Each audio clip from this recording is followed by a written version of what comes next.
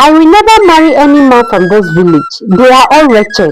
No one can maintain this my shining beautiful skin as the only daughter of the great king Ozo. I am Mirima, the exceptional princess. The village Elo was not just an ordinary land. It is blessed with fishes and farm crops. Above all, so the palace of King Ozo. The palace was not merely a home, it was a symbol of power, wealth, and divine authority. And within these walls lived the jewel of Elo, Princess Mirima. Princess Mirima was beautifully shaped by the hands of the gods themselves under the moonlight. But her beauty was not her only defining trait, it was her pride. Mirima was the only child of King Uzo and Queen Teresa. From the moment she was born, she was surrounded by luxury, protected from hardship and shielded from the reality of ordinary life. Queen Teresa adored her beyond reason. No dust must touch her feet, the queen would command. No hunger must ever disturb her sleep. No voice must rise above hers. And so Mirima grew, not as a child shaped by discipline. Each morning, she remained asleep in her grand chamber, laid with 6 shields, imported from distant land and embroidered pillows scented with rare oils. Around her, maids moved like shadows. Some fanned her gently with peacock feathers, others massaged her feet. A few stood watch, ensuring no sound dared disturb her sleep. When she finally opened her eyes, it was never with gratitude, it was expectation. Why is the room still warm? She would snap. Why is the light too bright? Why must I wake before I wish to? And the maids would bow low, trembling, apologizing for faults that did not exist. Whenever Princess Imirima walked through the kingdom, the air inside seemed to shift. Villagers would drop whatever they were holding. Men bowed low, their foreheads nearly touching the ground. Women knelt. Children were quickly pulled aside and forced to lower their heads. Long live the princess, they would chant. Beauty of Elu, pride of the kingdom. Their voice carried admiration, but beneath it, fear lived quietly. For Mima did not tolerate disrespect. One afternoon, a young man new to the village failed to bow in time. Perhaps he had not seen her approach. Perhaps he simply hesitated. It did not matter. Mirima stopped. Her eyes narrowed. Who is that? She asked with a cold voice. The car seized the man immediately. He pleaded. I did not mean, my princess, forgive me. But Mirima turned away, her face expressionless. Let his head be taken, she said. And just like that, a life ended. The villagers watched in silence. No one spoke against her, not because they agreed, but because they feared her. At the village stream, women gathered there, watching clothes, laughing and exchanging stories. The stream was the heart of a daily life, where secrets were shared and songs were born. Mima rarely visits such places, but that day she was restless. Take me to the stream, she commanded. The maids exchanged glasses but obeyed. As she approached, the chatter died instantly. Women stepped aside, bowing deeply. But Mima did not notice them. Her attention had already been stolen. There, standing by the water, was a man unlike any she had ever seen. He was tall, yet something about his posture made him seem oddly compressed, almost unnatural. His skin was smooth and dark, his face strictly handsome, and he wore an expensive African fabric that shimmered under the sunlight, nearly blinding Mirima's eyes. He stood still, watching the water, not bowing, not moving, not acknowledging her. For the first time in her life, Mirima was ignored. Something inside her shifted. She stepped closer. Who are you? She asked. The man turned slowly. His eyes met hers. And in that moment, the world seemed to disappear. There was something in his gaze, something deep, something ancient, something dangerous. But Mirima did not recognize danger. She only felt desire. I am Okonkwo, he said simply. His voice was calm, measured, almost too calm. Mirima felt her heart race. The maid behind her stood quietly. This was the same princess who had rejected kings, warriors, and wealthy men. Even Emeka, the humble fisherman who loved her with sincerity, had been dismissed without a second thought. Yet, now, she smiled. I love you, she said suddenly. The word shocked everyone, including herself. The maid whispered in disbelief, is our princess okay? Just met this man now. And the man did not even bow to her. And she's confessing her love to him. Shh, don't let her hear you. My hand is not there. The maid whispers in disbelief, but Okonkwo did not react. He only smiled, a slow knowing smile. Come with me to the palace, Merima continued, grabbing his hand eagerly. You must meet my parents. The maid stood in shock. Something was wrong, very wrong, but no dared to speak. And so the princess of Elo walked forward, hand in hand with a stranger, unaware that she had just stepped into a destiny far darker than anything she could imagine. The palace guards opened wide as Princess Emirima returned, not with her usual commanding grace, but with an excitement that unsettled even the guards who had served her since childhood. Her hands was tightly wrapped around Okonkwo's. She did not walk ahead of him as royalty demanded. She walked beside him.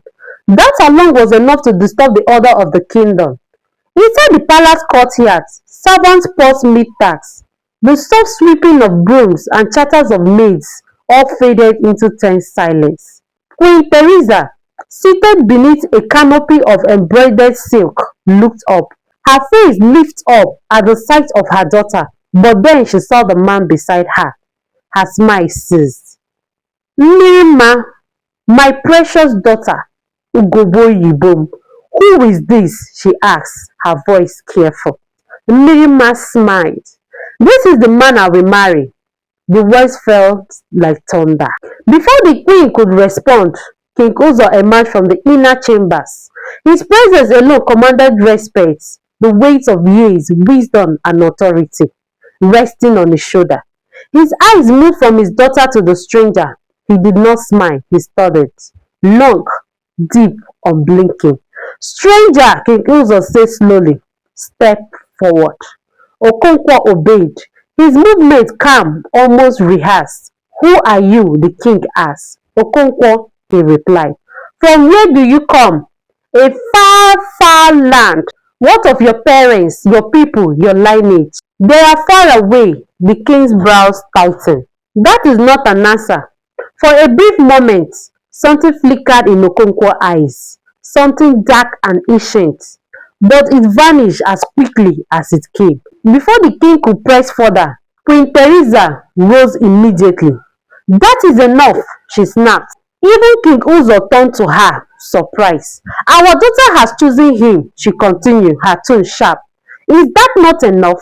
Must you interrogate every joy she finds? Mirima leaned against Okonkwo, smiling dreamily, her fingers intertwined with him. Yes, father, she added, her voice soft but distant.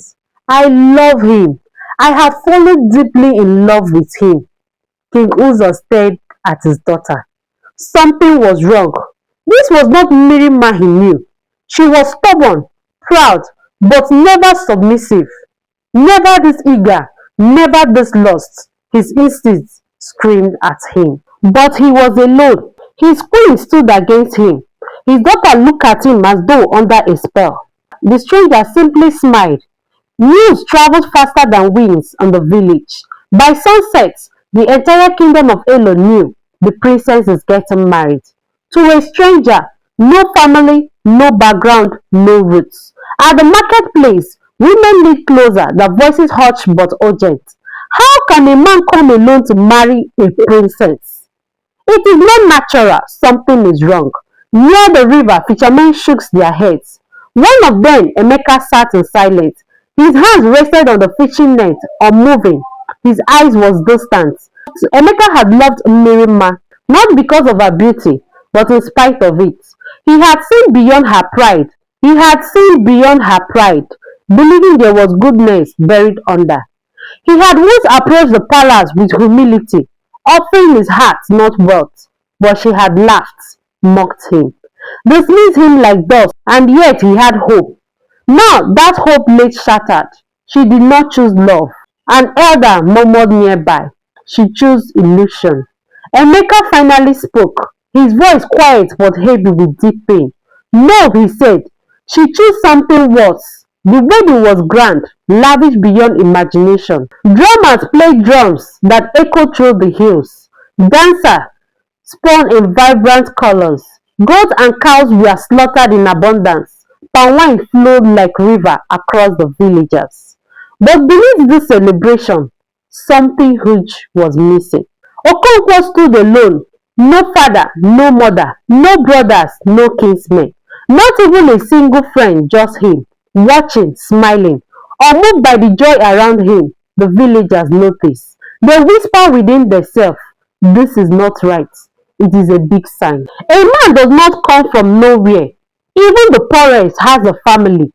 King Gogo sat on his throne, his face unreadable. His eyes never left Okonkwo.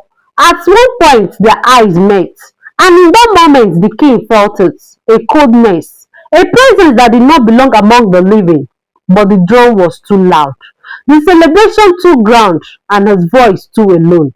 Mima, dressed in gold and coral beads, looked radiant, but her eyes they were distant, unfocused, as though she existed somewhere else entirely. When the final rites were completed, she smiled widely, not with joy, but with something unnatural. And so the princess of Elo became a bride. The morning after the wedding, Okonkwo spoke, we must leave. So soon? Queen Teresa asked. Yes. Mirima nodded eagerly. Yes, mother, I will go with him. King Uzo stepped forward. Where are you taking my daughter? Okonkwo met his eyes. To my home. Where is that? Far, far away. The answer settled like a shadow. But Mirima did not hesitate. She embraced her mother briefly, barely acknowledging her father, and then she left. The journey was long, far longer than any path Mirima had ever walked. They passed through forests where sunlight struggled to touch the ground, through lands where birds did not sing, through paths that seemed forgotten by time itself. The air grew colder. The further they went, the quieter Okonkwo became. He spoke less, he smiled less, watched more. Mirima, for the first time in her life, felt something unfamiliar, unease.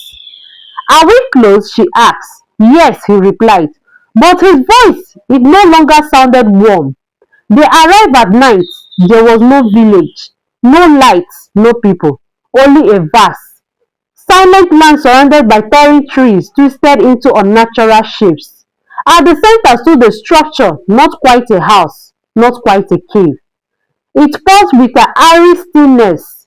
This is home, Okonkwo said. Mirima hesitated. You mean this place? It feels strange. He turned to her and smiled.